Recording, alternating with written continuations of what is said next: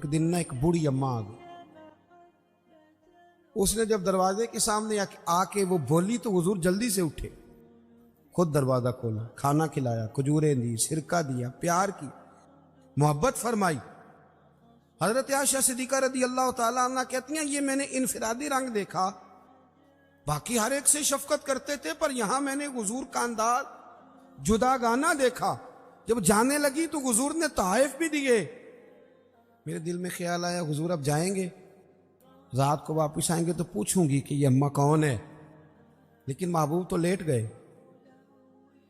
کہتی میں قریب گئی, قدموں میں بیٹھی, میں نے کہا یا رسول اللہ یہ کون تھی خاتون, آپ نے بڑا ہی پیار کیا.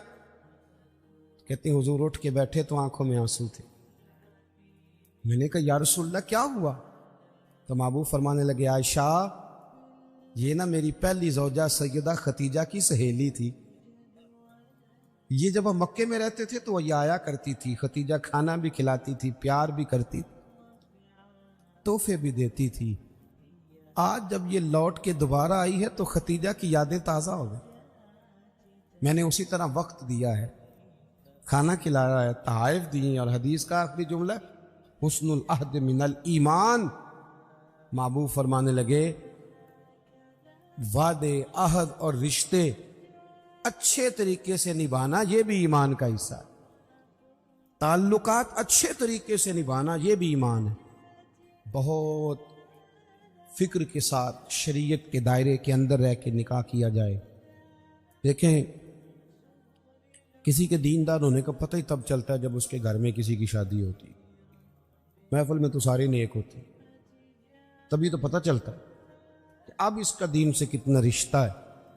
شریعت کے دائرے میں رہے, نکاح کو آسان کریں. پھر اگلی جو بات ہے وہ یہ ہے کہ محبوب کریم کی شریعت اور سنت کے مطابق ہمارے ہاں نا طلاقیں بہت زیادہ ہو رہی ہیں. اس کی بنیادی وجہ یہ ہے کہ ہم طلاق کے مسائل نہیں سیکھتے, اس کی ہمیں ضرورت ہے. جب آپ شادی کریں حیض و نفاس کے, طلاق کے مسائل, ان چیزوں کو سیکھ لیں تاکہ بعد میں کوئی دشواری نہ ہو. بعد میں پوچھنے آتے ہیں کہ مولانا اب یہ کر لیا ہے تو اب کیا کروں, تو میں کہتا ہوں یہ کبھی تھوڑا سا کسی مولانا سے پہلے بھی رابطہ رکھ لیتے نا.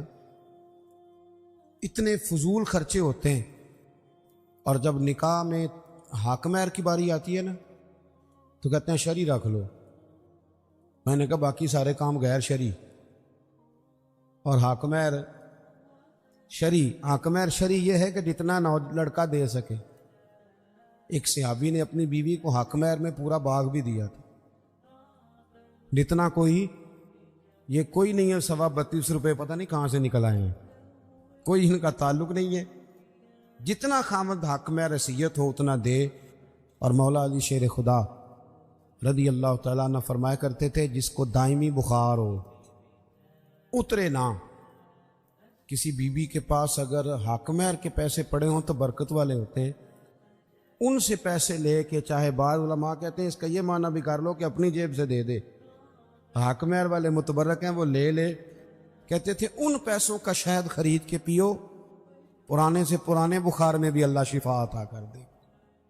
یاد رکھیے گا تصوف کی, طریقت کی, معرفت کی, حقیقت کی ڈھیر ساری تعریفات لوگ کرتے ہیں, اور الحمدللہ جو لوگ بھی اہل حق میں سے کوئی خیر کی بات کرتے ہیں وہ ٹھیک ہی کرتے ہیں. لیکن قرآن مجید فرقان حمید خود اپنے بندوں کی جو عظمت بیان کرتا ہے, ان کا جو طرز زندگی قرآن مجید نے بیان کیا ہے وہ سب سے زیادہ بہتر بھی ہے, اعلیٰ بھی ہے, اور سب سے زیادہ افضل بھی ہے. اللہ تعالیٰ نے ارشاد فرمایا کہ وَعِبَادُ الرَّحْمَٰنِ الَّذِينَ يَمْشُونَ عَلَى الْأَرْضِ هَوْنًا. فرمایا رحمان کے بندے وہ ہیں جو زمین پر آہستگی سے چلتے. وَإِذَا خَاطَبَهُمُ الْجَاهِلُونَ قَالُوا سَلَامًا. اور جب جاہل ان سے گفتگو کرتے ہیں تو وہ بحث نہیں کرتے بلکہ کہتے ہیں تمہیں سلام ہو. ان کا دن اس طرح گزرتا ہے کہ وہ بڑے دھیمے, بڑے آہستہ, بڑے وزادار طریقے سے اپنا وقت گزارتے. اور وہ جگہ جگہ جھگڑے نہیں کرتے، ابحاث نہیں کرتے، بلا وجہ جہلا سے نہیں الجھتے۔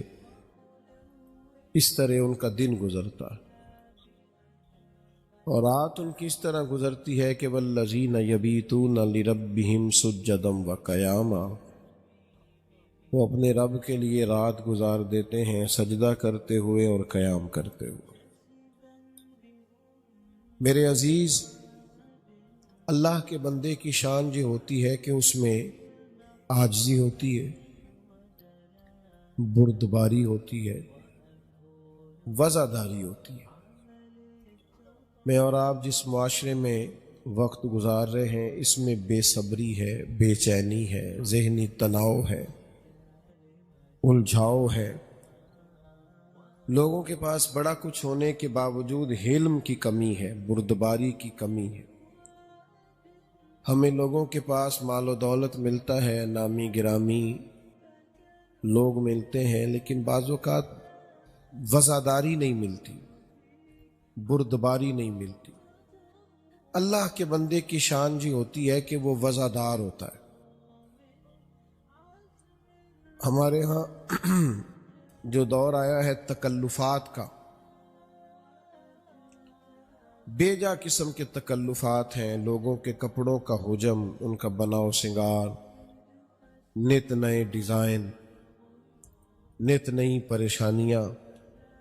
ضروریات تو اللہ کے فضل سے پوری ہوتی تھی، لیکن خواہشات نے پورے طور پر لوگوں کو جکڑ لیا۔ اللہ کا بندہ زمین پر عاجزی سے چلتا ہے، سادگی سے چلتا ہے۔ سادہ طرز زندگی آسان ہوتا ہے، مشکل نہیں ہوتا۔ مثلا جو آدمی ابھی اپنے کھیت سے کام کاج کرتا ہوا محفل میں آ گیا ہے، اسے پریشانی کوئی نہیں، کوئی اسے دیکھے تب بھی ٹھیک ہے، نہ دیکھے تب بھی ٹھیک ہے، لیکن جس بچے نے 4-5 ہزار دے کے اپنے بال سیدھے کرائے ہیں نا، وہ بیچارہ بڑا پریشان رہتا ہے کہ میں نے اتنا خرچ بھی کر دیا ہے، اب کسی نے دیکھا بھی نہیں۔ جس نے بڑے مہنگے درزی سے کپڑے سلوائے ہیں اور بڑا مہنگا اس نے شیروانی اور ویسٹ کوٹ کو زیب تن کیا ہے، تو وہ بڑا تکلیف میں ہوتا ہے کہ یار اب لوگوں کو پتہ چل جائے میں بھی ہوں۔ تو یاد رکھیے گا کہ سادہ طرز زندگی یہ آسان ہوتا ہے، بلا وجہ کے تکلفات، اپنی زندگی پہ بوجھ۔ اللہ کے بندوں کی شان جی ہوتی ہے کہ وہ سادہ ہوتے ہیں، ان کا طرز زندگی بالکل نارمل ہوتا ہے، عام حالات میں وقت گزارتے ہیں۔ بہت زیادہ پروٹوکول، بہت زیادہ، آج کل تو کوئی پیر روڈ پہ چڑھ جائے نا، پتہ ہی نہیں چلتا کہ پیر چڑھا ہوا ہے کہ وزیر چڑھا ہوا ہے۔ ان کا آنا، مہربانی کریں بیٹھ جائیں جی، پیسوں سمیت بیٹھ جائیں، آپ کی مہربانی، اللہ آپ کو سلامت رکھے۔ پیسے لینے تھوڑی آئے ہیں جی، آپ اتنے محبت والے لوگ ہیں، یہ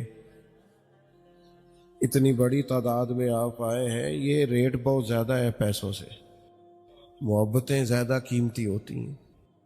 اور پھر جتنی خوبصورتی ہے حضرت پیر سیال علیہ رحمہ کا فیضان ہے، تو یہ کافی ہے بہت۔ اور آپ چند باتیں سن لیں، میں نے تھوڑی سی باتیں کرنی ہیں بس، یہی قیمتی سرمایہ ہے۔ پیسوں شیسوں کے چکر میں ویسے بھی نہ ڈالا کریں، آپ کو پتہ ہے نا، پھر فرنٹ سیٹیں ملتی ہیں جن کے ہاتھوں میں نوٹوں کی دتیاں ہوں، پھر بیچارے نعت خواں کو اس کا نام بھی یاد کرنا پڑتا ہے، پھر اس کی نظر 2-4 شعر بھی کرنے پڑتے ہیں۔ تو اتنی مشکل میں کیوں لوگوں کو ڈالتے ہیں؟ آپ اس چکر سے ویسے ہی بری رہیں۔ عزیز بھائی، سادہ طرز زندگی، آسان زندگی اور وزاداری اور بردباری، طبیعت میں ٹھہراؤ، حلم، یہ زندگی کو آسان کرتا۔ نبی کریم صلی اللہ تعالی علیہ وسلم گزر رہے تھے، حضرت انس بن مالک رضی اللہ تعالیٰ عنہ بیان فرماتے ہیں سرکار نے نجرانی چادر اوڑھ رکھی تھی، دھاری دار چادر تھی، تو پیچھے سے ایک شخص نے مقدس چادر کو پکڑ کے کھینچا اور فرماتے میں نے اپنی آنکھوں سے دیکھا کہ سرکار کی گردن مبارک پر نشان پڑ گیا۔ یہ بخاری مسلم دونوں میں موجود۔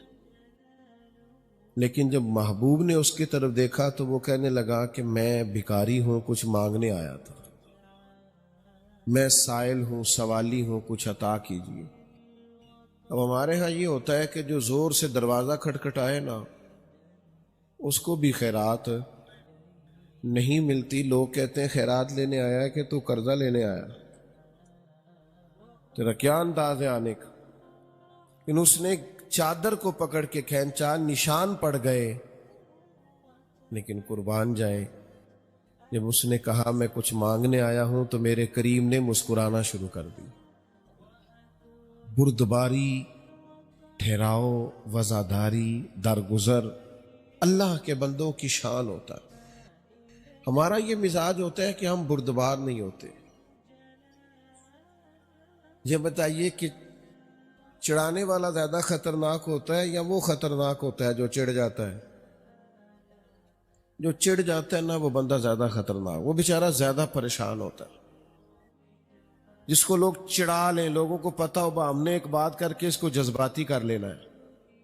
ہمیں لوگ میں نے دیکھا ہے کہ ہمارے ہاں بڑے بڑے سمجھدار لوگ ہوتے ہیں، لیکن ان کا مخالف ایک جملہ کہتا ہے بس ان کے بارے میں، وہ پھر جواب ہی دیتے رہتے ہیں، جواب ہی دیتے رہتے ہیں، وہ ان کی ساری صلاحیتیں ضائع کر دیتا ہے، خود وہ کام لگا رہتا ہے۔ آپ میں ٹھہراؤ ہو، آپ بلا وجہ جہالا سے بحث، ہر آدمی اس قابل نہیں ہوتا اس سے بحث کریں گے۔ علماء مناظرہ بھی کریں گے، مکالمہ بھی کریں گے، وہ حق رکھتے ہیں، علمی بات کسی سے کرنی ہوگی، لیکن ہم جو عوام ہیں ہر وقت بحث، ہر وقت الجھاؤ، ہر آدمی اس قابل نہیں ہوتا۔ کچھ اس قابل ہوتے ہیں کہ قالوا سلاما، ان کو سلام کیا جائے۔ سلام عارف رومی رحمت اللہ نے لکھا ہے کہ گدھے اور گھوڑے کی بحث ہو گئی تھی۔ کس کی جی؟ گھوڑا کہتا تھا آسمان کا رنگ نیلا ہے اور گدھا کہتا تھا کالا ہے۔ گدھا جو ہوا تو دیر تک اس گدھے نے اس پر بحث کی کہ نہیں رنگ کالا ہے۔ اب وہ جب بحث طول پکڑ گئی، ماننے کو تیار نہیں تھے، دونوں اپنا فیصلہ شیر کی عدالت میں لے گئے۔ تو شیر سے جاتے ہی گھوڑے نے پوچھا بادشاہ سلامت آسمان کا رنگ کیا ہے؟ اس نے کہا سادی سی بات ہے، آسمان کا رنگ نیلا ہے۔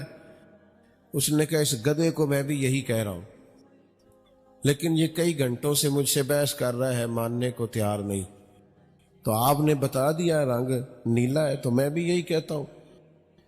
تو بادشاہ نے دونوں کی بات سننے کے بعد کہا کہ بات بھی گھوڑے کی ٹھیک ہے اور گھوڑے کو عمر قید کی سزا بھی ہے۔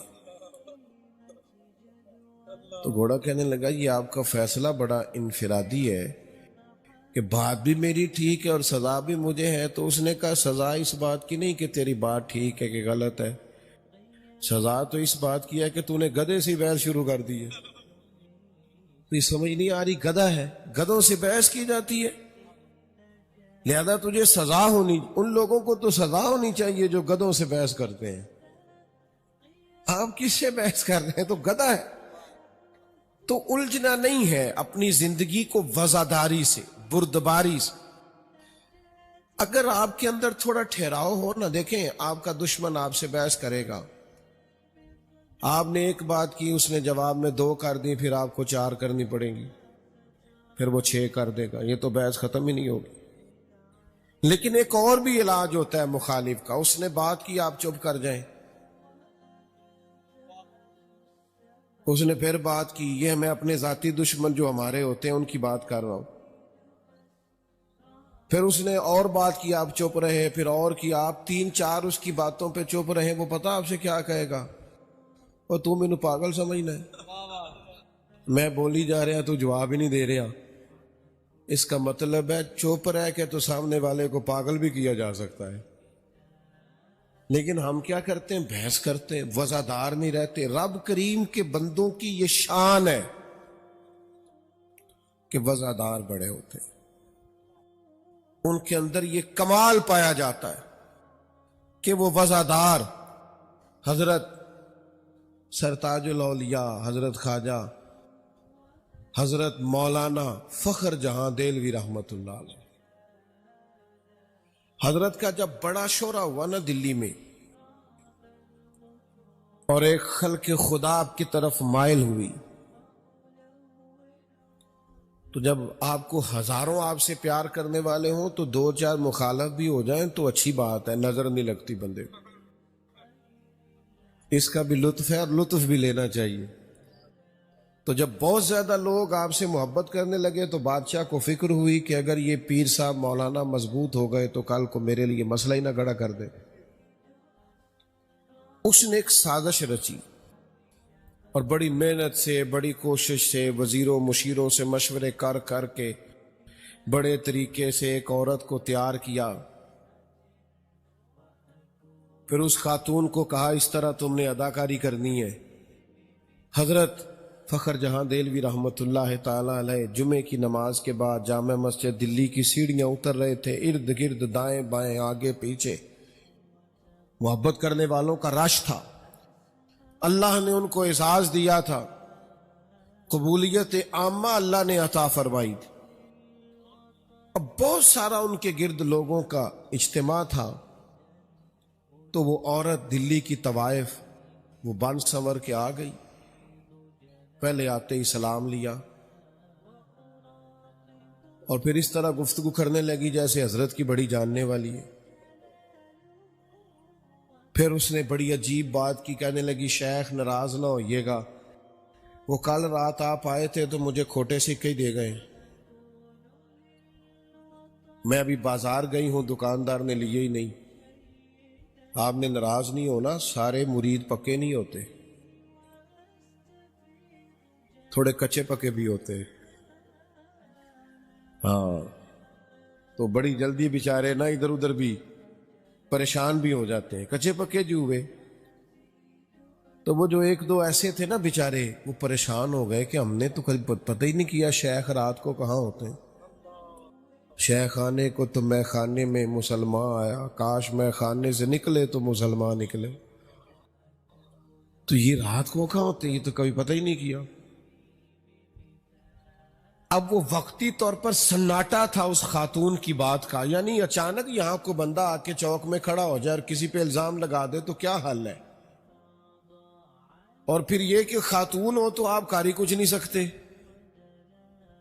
اس نے کہا آپ رات آئے تھے میرے گھر اور کھوٹا سکہ دے گئے۔ رب کا بندہ وزادار ہوتا ہے۔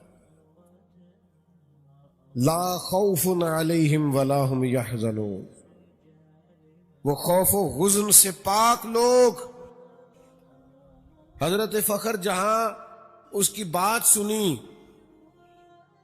تو ہلکا سا مسکرائے۔ ہم تو دشمن کو بھی پاکیزہ سزا دیتے ہیں۔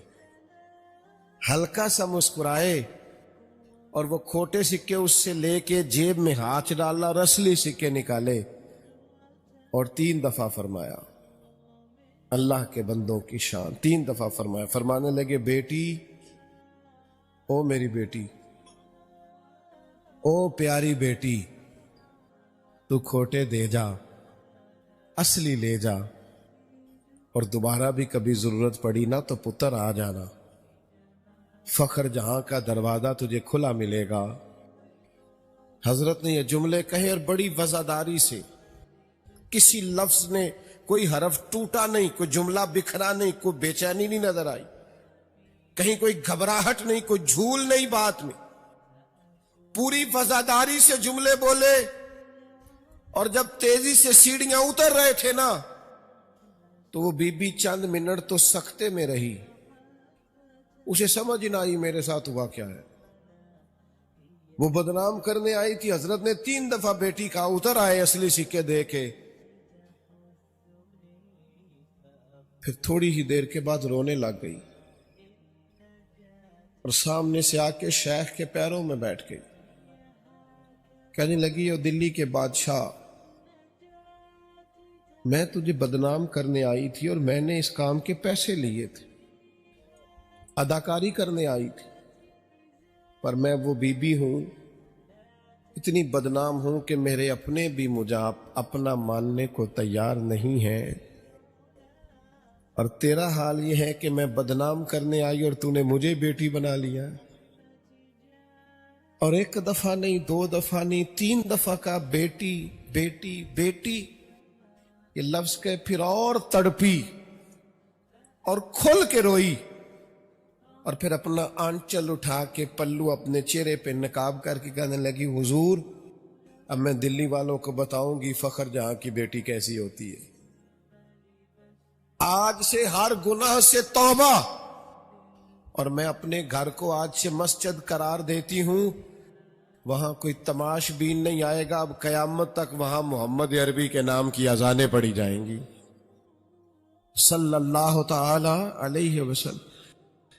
اللہ کے بندوں کی وزاداری، بردباری، ان کا حوصلہ، ان کا ظرف، ان کا کمال. او جتن جتن تے ہر کوئی کھیڈے تو ہارن کھیڈ فقیرہ. جتن دا مل کوڈی پیندئی ہارن دا مل ہیرا. کبھی کبھی انسان کو کسی مقام پہ 2 قدم پیچھے بھی ہٹنا چاہیے. اپنے اندر سے یہ جلد بازی، یہ اضطراب، بڑی جلدی ہے ہمارے نوجوانوں کو. کہتے ہیں جناب پڑھ بھی گیا ہوں نوکری پھر نہیں مل رہی. تو میں نے کہا آپ ڈگری لے کے نوکر بننا چاہتے ہیں؟ تعلیم بندے کو نوکر بناتی ہے کہ بادشاہ بناتی ہے؟ تعلیم کا مطلب آپ نوکر. آپ میں بےچینی کس بات کی، اضطراب کس بات کا، الجھاؤ کس بات کا؟ بلا وجہ لوگ آپ کو پریشان کرتے ہیں. ملک میں کچھ بھی نہیں، حالات بڑے خراب ہیں، پتہ نہیں کیا ہونے لگا. اس ملک کو کچھ بھی نہیں ہوگا.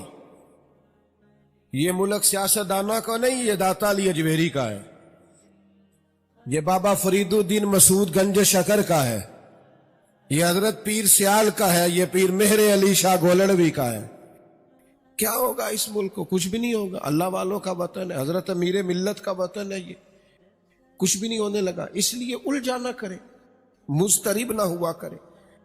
اللہ کے بندوں کی شان یہ ہے کہ ان کے اندر ٹھہراؤ ہوتا ہے، وزاداری ہوتی.